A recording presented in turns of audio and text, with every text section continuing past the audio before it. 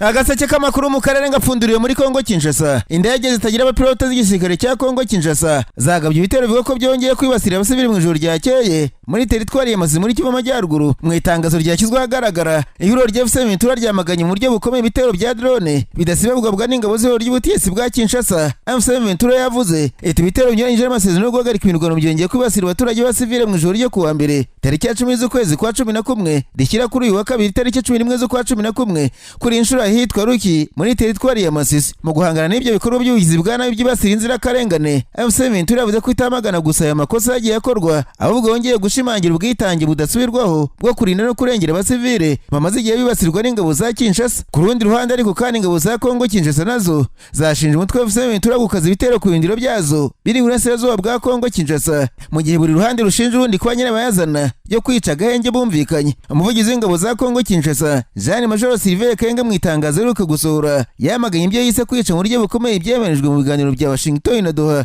Ati ibirindiro byinshi by'ingabo za Kongo Kinshasa byibasiwe n'iriro ry'ibyihebe muri Kivu Amajyepfo, birimo nk'ibirindiro bya Burambura ndetse na Kibanda Mangobo mu bice bya Warungu Shabunda, ikirero cy'umugezi wa Mudugwe mu bice bya Warungu Mwenga ndetse no muri Tuwetuwe ahatewe n'inyeshyamba zatwirwa no mu bice bya Fizi Minembwe. Yakomeje avuga ati muri Kivu Amajyaruguru ibitero byibanze Kasopo na Kajenga muri grupu Manyamaboko ya mbere, Segiteri Osobanyungu muri teritwari ya Masisi, tutibagiye kugerageza kwigarura umusozi wa Irimwe ugana Bunyantenge muri teritwari ya Rubero. Fardc yavuze ko itanzeho umugabo umuryango mpuzamahanga ndetse n'abahuza ba Qatar na Amerika kuri iriya myitwarire kutubahiriza ibyemeranyijwe mu nzira z'ibiganiro bikomeje. Yavuze ko nubwo ikiza imbere gushaka umuti w'amakimbirane mu mahoro, yafashe ingamba zose zikwiye mu rwego rwo gusubiza ku bushotani bwa M23. Umuyobozi w'akarere ka 21 ka gisirikare mu ngabo za Kongo Kinshasa Jean Major John Chibangu biravuga ko yatawe muri yombi kuwa mbere. Chibangu yafatiwe mu kigo cya gisirikare cya Kankururu nyuma y'iminota mike yageze Kinshasa. Ntiharamenyekana icyatumye umusirikare atabwa muri yombi, nubwo ari amakuru agaragaza ko yaba yarekuwe. Chibangu cyakora atawe muri yombi mu gihe mu gisirikare cya Kongo Kinshasa hakomeje kuba igisa n'umukwabo wasize abasirikare bakomeye batandukanye batabwa muri yombi. Chibangu yatawe muri yombi yongera kuba Jean Christian Chiwewe Sonjesa woza ari umugaba mukuru w'ingabo za Kongo, Lieutenant General Frank Ntumba woza kuri ibikorwa bya gisirikare mu bya President General Major Christian Dewere woza kuri ubutasi bwa gisirikare mbere yo kugirwa umugaba mukuru w'ingabo zirwanira ku butaka, na Lieutenant General Pacifique Masunzu uyobora zone ya gatatu y'igisirikare cya Kongo Kinshasa. General Chibangu woze muri Kongo Kinshasa Goma ajya mu ngabo za leta. Muri 2011 yagaragaye avuga ko yashinze umutwe urwanya ubutegetsi bwa Kabila abushinja kwiba amajwi Etienne Tshisekedi muri Kasai Orientale. Chibangu yarahizwa arahunga aza gufatirwa muri Tanzania, yoherezwa i Kinshasa araburanishwa ku byaha byo gutoroka igisirikare no gushinga umutwe w'inyeshyamba ibyaho yahakanye. Uyu musirikare mukuru wa Kongo yaje kurikurwa ku mbabazi ku butegetsi bwa Fdlr Chirombo, azamurwa mu peti bwangu nyuma aza guhabwa gutegeka akarere ka gisirikare ka 21 muri Kasai Orientale. Ubutegetsi bwa President buvuga ko kenshi butazihanganira bagereza guhungabanya inzego za demokarasi, bukagaragaza ko ari abasirikare bakuru bijanika mu migambi mibi. Naho ingabo z'umuryango w'ubumbye muri Kongo Kinshasa zatangaje ko kuwa mbere bakiye mu Rwanda barwanya barindwi babuze muri Fdlr n'imiryango y'abo bantu 42 ku bushake bwabo. Radio Kapi yavuze ko babuze muri uyu mutwe urwanya ubutegetsi bw'u Rwanda bikirije ingabo z'ubunyuma butumwa bumaze iminsi butanga basaba gushyira intwaro hasi no gusubira mu gihugu cyabo mu mahoro. Hagati aho guhera mu kwezi kwa mbere umwaka w'ibihumbi gita ku mpunzi yifatanije n'abategetsi b'umutwe wa M23 ugenzura imwe mu bice by'intara Kivu Amajyaruguru n'Amajyepfo bamaze gucyura mu Rwanda abanyarwanda barenga 5,000 babaga muri Kongo Kinshasa. Radio Kapi yavuze ko nyuma y'iminsi 3 bari mu nkambi y'agateganyo bashyirijwe u Rwanda kuwa mbere banyuze ku mupaka wa Grande Barriere uri hagati ya Goma na Gisenyi, bakakirwa n'abategetsi ku ruhande rw'u Rwanda nyuma y'amasezerano y'i Washington muri Kamena y'umwaka hagati y'u Rwanda na Kongo Kinshasa arimo ingingo yo gusenya Fdlr. Mu kwezi gushize ingabo za leta ya Kongo Fardc zasohoye itangazo rihamagariye abarwanyi b'umutwe gushyira intwaro hasi bakamanika amaboko bitaba ibyo hagakoreshwa imbaraga. Nyuma y'iryo tangazo ubutumwa nk'ubwo bumaze iminsi butangwa n'abategetsi ku nzego z'ibanze y'igisirikare mu duce twa Warikare mu ntara Kivu Amajyaruguru, aho bivuga ko hari abarwanyi benshi b'umutwe wa Fdlr. Ibinyamakuru muri Kongo Kinshasa bivuga ko ubutumwa butangirwa ku mihanda hakoreshejwe indangururamajwi, ubundi hakifashishwa indege za drone zigenda zirwanya inyandiko z'ubutumwa bugenewe abo barwanyi. Mu gihe leta ya Kongo ishinja ya Kigali gufasha umutwe wa M23, Kigali nayo ishinja Kinshasa gukorana na Fdlr. Nubwo uru ruhande ruhakana ibi, runivuga ko ariko bimeze. Umwe mu bavugizi ba Fdlr Foka Gutavier Mutimura mu kiganiro na DRF yavuze ko batazakira intwaro hasi ko bazakomeza kwirengera no kurengera impunzi z'abanyarwanda. Yongera ko bazirwa no kugera Kigali yemeye ibiganiro hagati y'abanyarwanda no gutahuka kw'impunzi mu cyubahiro. Hagati aho kuva muri Mutarama uyu mwaka MONUSCO bafatanyije komisiyo y'u Rwanda yo gusubiza mu buzima busanzwe bahoze mu ngabo imaze gusubiza mu Rwanda abarwanyi 24 bahoze muri Fdlr hamwe nabo mu miryango yabo 54 bose hamwe bakaba abantu 98. Izi ngabo za Loni zimaze imyaka irenga 20 ubutumwa muri Kongo Kinshasa zinengwa n'ubutegetsi bw'u Rwanda n'ubwa Kongo ko zananiwe gutanga umusaruro mu nshingano zahawe,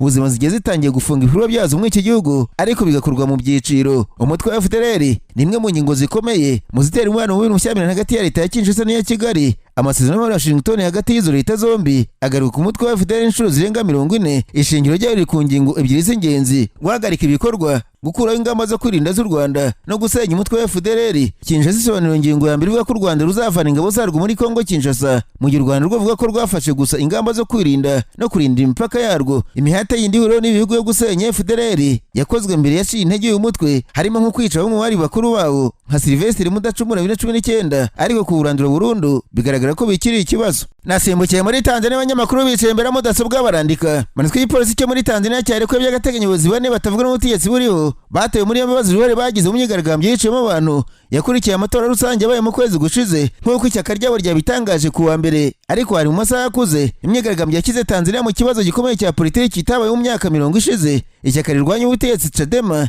na bamwe baharanira uburenganzira bwa muntu bavuze ko abantu barenga 1000 bishwe n'inzego z'umutekano muri iyo myigaragambyo. Guverinoma ya Perezida Samia Hassan watangaje ko yatsinze amatora ku majwi arenga 98%. Yavuze ko umubare ari ugukabya, ariko niyatanze umubare w'abantu yemera bapfuye. Mu barekuye by'agateganyo muri Vice President wa Chadema John Heche watawe muri yombi tariki 22 z'ukwezi kwa 10. Aha twibaza cyeko w'iterabwoba nk'uko umwunganizi wabitangaza, ndetse na Amani Gorugwa umunyamabanga mukuru wungirije w'iryo shyaka wataye muri yombi mpera z'icyumweru gishize nk'uko byatangajwe n'ishyaka ku rubuga rwa isi ku wa mbere. Umuyobozi mukuru wa Chadema Tundurusi yashinjwe ibyaha by'ubuhemu muri Mata kuba yarabujijwe kwitabira amatora ya perezida aheruka, nimwe mu mpamvu zateje imyigaragambyo mu gihugu. Ku wa gatanu abashinjacyaha muri Tanzania bashinje byibuze abandi bantu 25 icyaha cy'ubuhemu kubera uruhare bagize mu myigaragambyo. Abandi barenga 170 bakurikiranyweho ibindi byaha bifitanye isano n'iyo myigaragambyo. Nararanganije amaso ibinyamakuru byandikirwa muri Kenya, abanyamakuru bakize amakaramu ku mpapuro barandika. Manitswe perezida William Ruto avuga mu mugambi wo gusenya opozisiyo yagamije gutegura uko azatsindira manda ya kabiri mu matora ari imbere. Ibinyamakuru muri Kenya byanditse ko umukuru w'igihugu cya Kenya yabashaka kwiyegereza abamurwanya bose agasigara igati gashaguwa woza ari icyegera cye nyakamwe ku buryo mu matora nta mbaraga zaba afite. Ikinyamakuru tuko cyanditse ko perezida Ruto umugamba bugeze kure kuko wamaze kwiyegereza Gideon Moi usanzwe uri perezida w'ishyaka KANU ryari mu yarwanya ubutegetsi. Abari hafi y'ubutegetsi bwa perezida Ruto baravuga ko gahunda afite yo gusenya opozisiyo igeze kuri Eugene Wamarwa wahoze ari minisitiri w'ingabo usanzwe kuri ishyaka Democratic Action Party of Kenya, nawe akaza kumwiyungaho. Abarebera hafi bera muri Kenya bavuze ko intego ya Ruto kuri ubu ari ugushaka uko rigati gashagwa asigara wenyine ndetse no gufatirana kutumvikana mu mashyaka amurwanya, akabashukisha imyanya bose bagashiduka ntacyo bariraho hasigaye gashagwa gusa. Ikibuga cya politiki muri iki gihe amakuru avuga ko kinyerera uko nyuma y'amatora ashize abanyapolitiki nka Kalonzo Musyoka, Gashagwa, Wamarwa na Natembeya batarabasha gushyira hamwe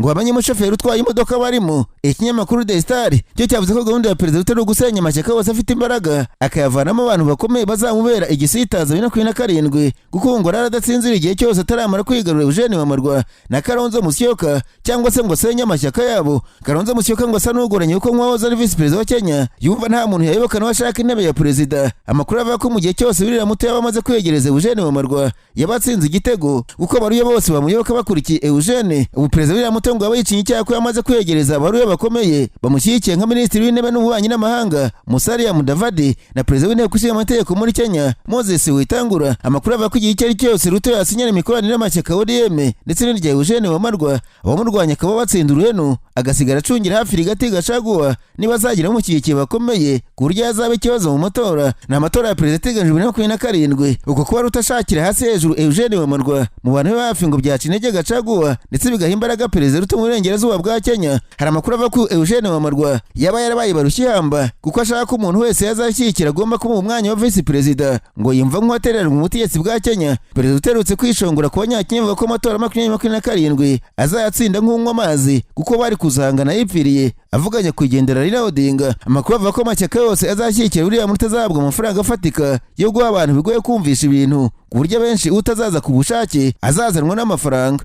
Hanyuma kandi uruzinduko Vice President w'Ubumwe za Amerika JD Vance yagomba kugira muri Kenya rwasubitswe nyuma y'aho Perezida Donald Trump ategetse ko nta muyobozi wa Amerika wemerewe kwitabira inama G20 iteganyijwe kubera muri Afurika y'Epfo. JD Vance yagomba kwitabira iriya nama izaba ku itariki 22 na 23 ukwezi kwa 11 nyuma agasura Kenya. Ni uruzinduko rwawe kuba rubaye urwa mbere akoreye muri Afurika kuva Trump yatangira kuyobora muri Mutarama uyu mwaka. Minisitiri w'Ububanyi n'Amahanga wa Kenya Musalia Mudavadi yemeje isubika ry'urwo rugendo, yavuze ko byatewe n'amabwiriza ya Perezida Trump ariko yizeza ko bitazagira ingaruka mu umubano hagati ya Amerika na Kenya. Trump yatangaje ko Amerika itazitabira inama ya G20 kubera ibirego bivuga ko abazungu bakorerwa ubwicanyi muri Afurika y'Epfo. Trump yavuze ko biteye agahinda ko Afurika y'Epfo igiye kwakira inama ya G20 aho abayobozi b'ibihugu bikomeye bazaba bateraniye i Johannesburg, nyamara Pretoria igira uruhare mu kurenganya abazungu. Ubutumwa bwa Trump bwashyize ku rugo rwe rwa Trump Social bwagiraga buta abazungu bari kwicwa, barabagwa ndetse ubutaka bwabo n'imitungo yabo bakabinyagwa mu buryo bunyuranyije n'amategeko. Nta muyobozi uhagarariye Amerika uzitabira. Igihe cyose ibikorwa bitubahiriza uburenganzira bwa muntu bikomeje, Kenya ikomeje kwifuza kugira amasezerano y'ubucuruzi na Leta Zunze Ubumwe za Amerika mbere y'uko uyu mwaka urangira. Mu mwaka ushize wahoze ari perezida wa Amerika Joe Biden yavuze ko Kenya ari umufatanyabikorwa ukomeye w'ubutani n'ubwo itabarizwamo, ibihesha umwihariko mu bufatanye na Amerika. Ku rundi ruhande ariko mu mezi make ashize bamwe mu nteko ishinga amategeko ya Amerika banenze Kenya kubera uburyo iri gukomeza guteza imbere imibanire yayo n'Ubushinwa mu bijyanye n'ubucuruzi n'ishoramari. Kuva Trump yasubira ku butegetsi nka perezida wa 2007 wa Amerika, yakunze gushinja leta ya Afurika y'Epfo kugirira nabi abahinzi b'abazungu kugeza ubu habuhungira abantu 3 muri bo, kandi ategeka abayobozi ba Amerika kongera uyu mubare. Muri Gicurasi ubwo yakiraga perezida wa Amerika y'Epfo Cyril Ramaphosa, Trump yerekanye amafoto avuga ko ari abahinzi n'aborozi b'abazungu bishwe muri Afurika y'Epfo, abifata nk'ikimenyetso cya jenoside ikorerwa abazungu muri Afurika y'Epfo. Agaseke k'amakuru mu karere ngapfunikira muri Uganda, abanyamakuru bakoze ba muri no barandika bazi ko perezida Museveni uri kwiyamamaza umutora perezida w'umwaka utaha yakiriwe nabi n'abaturage mu ntara ya Bukedi muri Burasirazuba bwa Uganda. Abaturage ngo bamweretse ko ari umubeshyi ibyo yabijeje mu myaka 40 abaranye ubutegetsi atayibahaye. Ikinyamakuru Daily Monitor cyanditse ko perezida Museveni ubwo yageraga muri iyi ntara, nubwo abaturage bari bambaye umuhondo uranga ishyaka NRM, ngo nta morali bari bafite. Umunyamakuru wakurikiye inkuru yavuze ko abaturage mu matamatama bavuze ko barambiwe guhora babeshywa imihanda n'ibindi bikorwa remezo, bakeneye umuntu uzaza akavuga ibintu akanabikora. Abaturage bavuze ko igihe cyose bagiye mu matora Museveni yabizezaga imihanda, kubashumbusha inka zabo zariwe ndetse no kubonera abana b'abakazi, ariko ngo byaranze barambiwe politiki y'ikinyoma bakinirwaho. Iyi ntara isanzwe ari ahantu perezida Museveni afite abamushyigikiye benshi, ariko birasa naho ngo ngubu byahindutse kubera guhora yizeza abantu ibikorwa ntabikore, kandi ngo hari impungenge ko amajwi yaho yazayibura agafatwa n'abandi. Bimwe mu byababaje abo baturage harimo kuba amavuriro bijeje ko azavugururwa akajya ku rwego rwisumbuye mu turere tugize intara bitakozwe n'ibindi. Abasenguzi bavuze ko aya matora y'umwaka utaha mu ntara ya Bukedi azagaragaza niba kuko ishyaka NRM rifite ubushobozi bwo guhindura imyumvire y'abaturage, kabone n'ubwo nta cyaba cyarakozwe cyangwa se ari igipindi kiraho gusa. Ku musozo Donald Trump yaburiye bisi ko azayirega mu nkiko nyuma y'uko ikinyamakuru gishyizwe mu majwi kubera uburyo ijambo ry'uyu perezida wa Leta Zunze Ubumwe za Amerika ryahinduwe rigatambuka mu kiganiro Panorama. Itsinda ry'abanyamategeko rya perezida Trump ryahaye BBC igihe ntarengwa kugeza ku itariki 14 z'ukwezi kwa 11 ngo ikosa ry'iki kiganiro cyahinduye maze babivuguruze kandi batanga ukuri. Bitaye ibyo bagaburira mu rukiko abifuza indishyi ya miliyoni y'amadolari y'Amerika nk'impuzamurira ku mukiriya wabo. Amakuru imbere mu BBC yagiye hanze avuga ko iki kiganiro cyatejurije kufatanya ibikorwa kuko cyabuje ibice bibiri by'ijambo rya Trump yo ku itariki 6 Mutarama mu myaka ishize, bigatuma bisa naho asaba abantu kugaba ibitero ku ngoro y'inteko ishinga amategeko nyuma yo gutsindwa amatora. Umuyobozi ushinzwe amakuru mu BBC Deborah Tones wamaze kwegura ku nshingano ze yavuze ko BBC ikora kinyamwuga kandi itabogama. Uku kwegura k'umuyobozi ushinzwe amakuru kwakurikiranye n'uko umuyobozi mukuru wa BBC nyuma y'igitutu cy'inyongereye kubera inyandiko ya Michael Prescott wahoze ari umujyanama ugenga mu nama ishinzwe ubuzirenge bwa BBC yasohotse mu cyumweru gishize. Iyo nyandiko ishinja BBC ibibazo mu nkuru zayo mu ntambara ya Gaza, ubusumane bwo kurwanya Trump no kurwanya Israel ndetse no kubogama ku nkuru zerekeye abahindura igitsina hamwe n'ibindi bibazo biteye inkeke. Yagarutse kandi kuguhindura ijambo rya Trump muri Panorama. Kuwa mbere Samir Shah, perezida wa BBC, yemeye ko habaye ikosa mu gufata umwanzuro muri icyo kiganiro, kandi guhindura ijambo rya Trump byatanze ishusho y'uko hafatwa ingamba zihutirwa. BBC ikaba yifuza gusaba imbabazi. Trump yandikiye BBC ibaruwa ayibwira ko yamusaba imbabazi ikanamwishyura indishyi ikwiye. Muri iyo baruwa bunganira Trump bavuze ko BBC yamuvuzeho ibinyoma, ikamusebya, ikamuharabika, ikamusesereza, ikabubya n'abasomyi bayo. Yongeraho ko ibyo binyuranyije n'ukuri kandi byamuteye uburakari. Umwunganizi wa Trump Ariandro Burito n'abashinzwe BBC gusebanya agendeye ku mategeko leta ya Florida muri Amerika. Mu ibaruwa yandikiye inteko ishinga amategeko yavuze ko BBC yakiriye ibirego birenga 500 ku nyandiko yasohoka. Yavuze ko uburyo ijambo ryahinduwe muri Panorama bwaganiriweho n'inama y'ubuziranenge bwa BBC muri Mutarama no muri Gicurasi uyu mwaka mu isuzuma ryagutse ku nkuru z'amatora ya Amerika. Yongeyeho ko Prescott n'abandi bari bagize inama bagaragaje impungenge icyo gihe. Shah yavuze ko yumvise kandi BBC News ivuga ko intego yo guhindura amashusho yari ugutanga ubutumwa bw'ijambo. Ibi byari bigamije gufasha abarebye Panorama gusobanukirwa neza uburyo yakiriwe n'abashyigikiye Trump n'ibyari biri kuba icyo gihe. Yongeyeho ati iyo dusubije amaso inyuma byari kuba byiza gufata ingamba zikwiriye icyo gihe.